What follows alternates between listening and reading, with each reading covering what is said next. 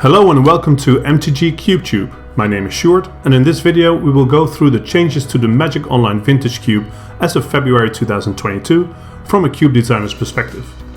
The changes include 11 Kamigawa Neon Dynasty cards, though sadly not the one that I am most excited to try out. Let's first go through the changes quickly and then discuss them in some more detail. For white, these 5 cards were added to the cube, among which 3 cards from the new set, and these 8 cards were removed. For blue, only 4 cards were added, and also 4 cards were taken out. Black saw quite an overhaul. These 12 cards were added to the online vintage cube, mainly low-cost creatures, and these are the 12 cards that had to go to make room. For red, these 9 cards were added, and yes, that is actually Yokel Hops, and these 9 cards had to go.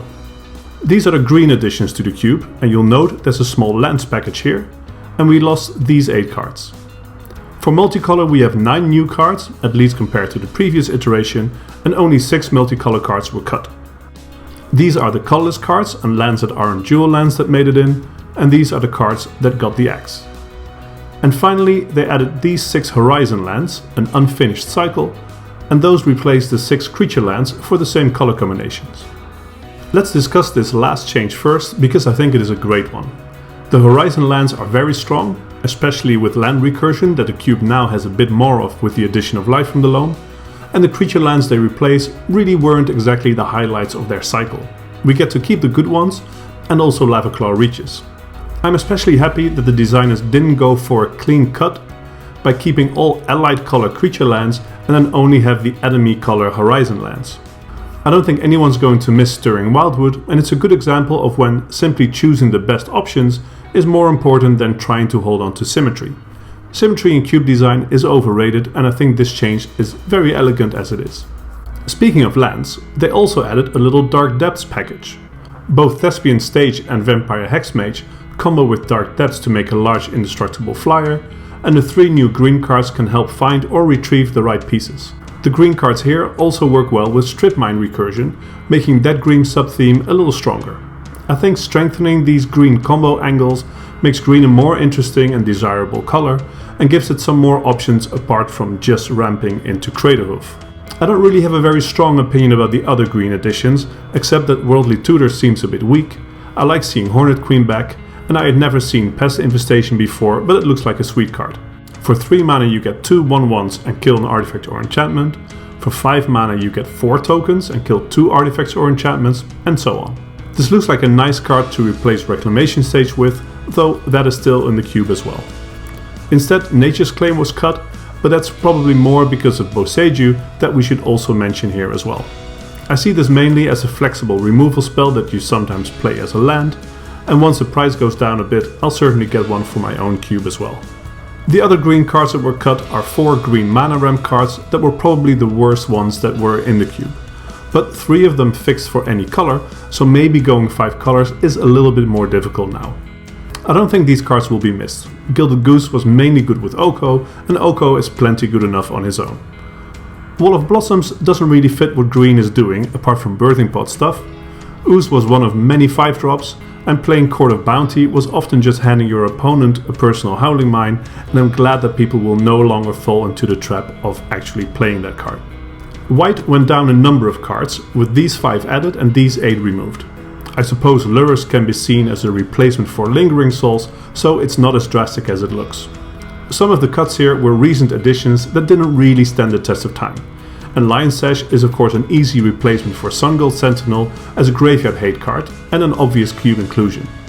The Saga turns into a creature that is a lot like Brimaz, that is not in the cube by the way, instead we have Adeline playing a similar role, but having to wait for it a few turns makes it much less good for aggro decks.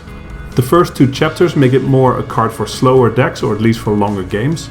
The 2 combined are a very slow rampant growth, and you can also use the second ability to discard a 2-drop and gain some of that lost tempo back, or later in the game you can discard a land to recur a creature that died at some point.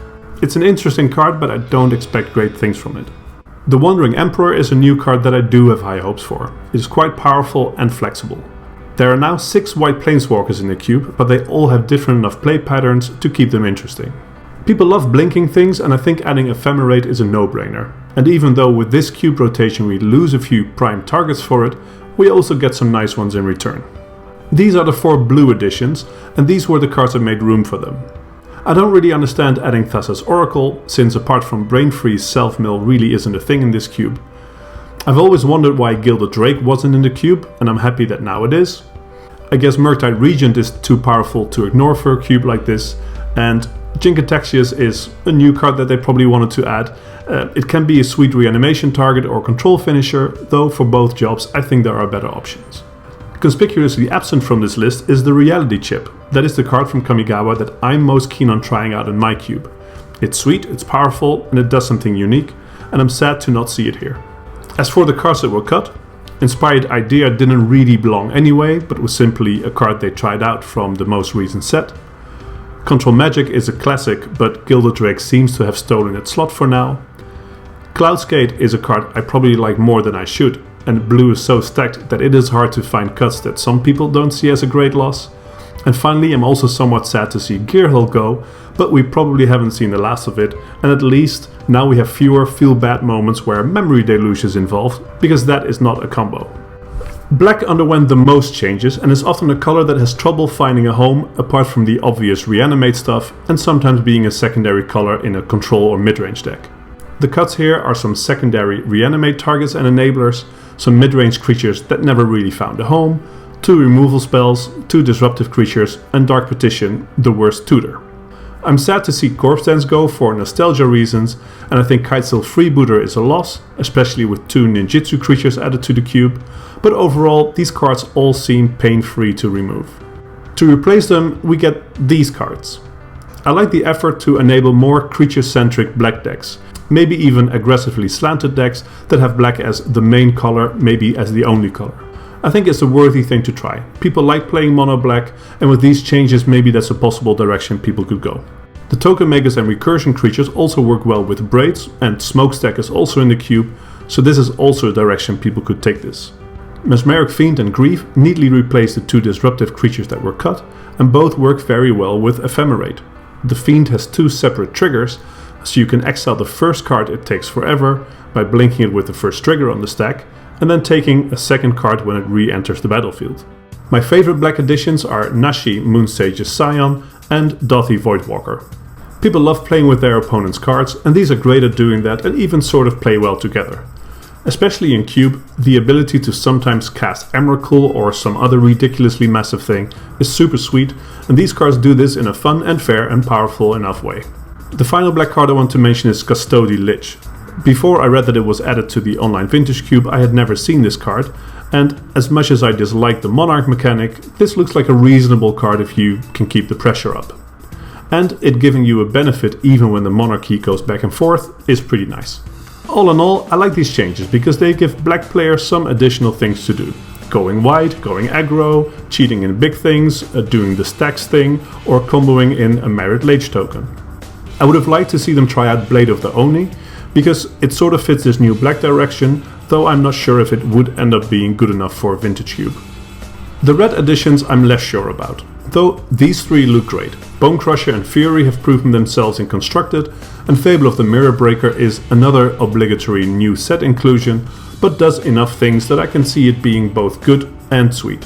Red Elemental Blast feels weird in a 5-color cube, and it's the only actual color hoser. I can totally see playing cards like this in a 3 or 4 color cube, but it seems a strange addition here, even though blue is the best and largest color.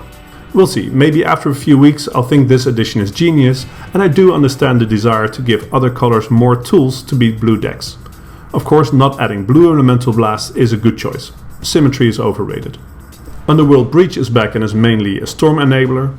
Goblin Bombardment was included to help the black sacrifice theme, but I don't think it fits well power level wise, and Dockside Extortionist seemingly replaces Magda, which seems perfectly fine. It has a lower floor, but also a much higher ceiling. These last 2 additions are, I guess, achievements to unlock, but I don't think they'll end up being good or fun or actually interesting challenges. The cards we lose are these 5 creatures that probably won't be missed too much. I never liked Yearling. Replacing a narrow 3-drop like Ferocodon with a more interesting one like the Kikijiki Saga is always great, and though I like Glorybringer, the cube still has 2 dragons at 5 mana, which is more than enough, and Fury is a good replacement for it. The final 4 red cuts are also no great loss. Lightning Strike and Flame Spill are embarrassing burn spells in a vintage level cube. Pyroclasm almost never does anything, and Banefire, though nice with channel and infinite mana combos, is also not what most cube decks are looking for. To summarize, for red I like the cuts, and I think the additions contain misses but also hits. For multicolor cards we lost 6 and gained 9 cards. These 3 must have been easy cuts, they were added with recent sets in mind but never really got there. The 2 Simic cards that were removed are both fine cube cards, but also ones that aren't must-includes. Dragonlord Atarka is an iconic card that feels like it belongs in a vintage cube, but sometimes is right to cut cards of that type. I like it when green big mana decks have a reason to not be mono green, and Atarka made its way into some sweet decks, but on the other hand, it was often a poor man's reanimate or natural order target, so I can see that maybe it's time to let go of it, at least for the moment. From the 9 additions, we have these 3 from the new set. Spirit Scissor Skull might play a bit like Recurring Nightmare in the best case scenario, which is sweet, but I don't think this card is going to be a mainstay. The dream with Satoru Umezawa is to put an Emrakul or something silly into play, even though that doesn't trigger the Annihilate, of course. Really, giving any large creature ninjutsu could be great, and the fact that some reanimate enablers have flying make it a good fit for those decks. Dorothy Voidwalker is also a nice new enabler. Tamiyo also looks like a fine inclusion, and especially the middle ability of reanimating permanents of any type is pretty neat for cube. As for the other multicolor additions, I kind of like and hate Leovold, but overall is a card that I think belongs and I'm glad that it's back. Escape to the Wilds is a good find for Gruul, which doesn't really have a lot of interesting multicolor cards. I hope this will help enable some mid-rangey ramp decks that are often not what Vintage Cube is about, but when they do come together, it's cards like Mirari's Wake and possibly this that make them tick. The next 3 cards are all sweet and there's streams to live with them, though I'm a bit worried that the Big Frog and Edric end up not seeing a lot of play because of power level reasons, but I hope that I'm proven wrong. For what it's worth, I prefer Lingering Souls over Lurrus anytime, but of course you can simply have both in your cube. And finally we get Archon of Valor's Reach. I don't really know what its home is, but I think decks that want 6 drops can do better. The disruptive element is cool and unique, but I don't think it'll actually disrupt many people very much. I personally prefer Dragonlord Dramoka if you're looking for a mediocre disruptive 6 drop. These are the final 7 cards that didn't make the cut. Shrine is an awesome mono red card, and cutting it means that the designers probably thought red didn't need the help, and Solemn Simulacrum has been a cube staple for very long and is one that I'm sure many people are surprised to see getting the axe, showing that no card is safe. On the other hand, Stonecoil Serpent, everyone's least favorite Eldrazi Titan Kozilek, and Nykthos, that is almost always worse than a basic land, are cards that nobody should be sorry to let go of. And finally, not only did we lose 6 of the 2-color creature lands, but we also lose the 2 creature lands from AFR that made it into the Vintage Cube. Both these cards saw a reasonable amount of play, but I'm sure that we'll manage without them. The new colorless additions are Eater of Virtue from Kamigawa, yet another equipment for Stoneforge to grab, and a fine aggressive card, though a glorified Bone Splitter is not a card that I had packed for Vintage Cube inclusion, and Retrofitter Foundry, everyone's favorite Urza Saga target. Urza Saga was already a good card in Vintage Cube, and these 2 additions make it yet a little better. The final 2 additions of this iteration to the Vintage Cube are Field of the Dead, that was cut from the cube some time ago and is back probably because of the green land searching cards we saw previously, and Volrath's Stronghold. The creature version of Academy Ruins hasn't seen a lot of online cube action, but I'm glad to see it here. It's not the most powerful card, but if there's a mild push for heavy black creature decks, then the Stronghold can maybe be a part of it. Overall, I think some good shots were taken here at improving black and green, and I like most additions from Kamigawa Neon Dynasty, though I do highly recommend trying out the jellyfish equipment in your own cubes. That's all for this video. Thank you for watching and feel free to like, subscribe, or challenge my opinions in the comments.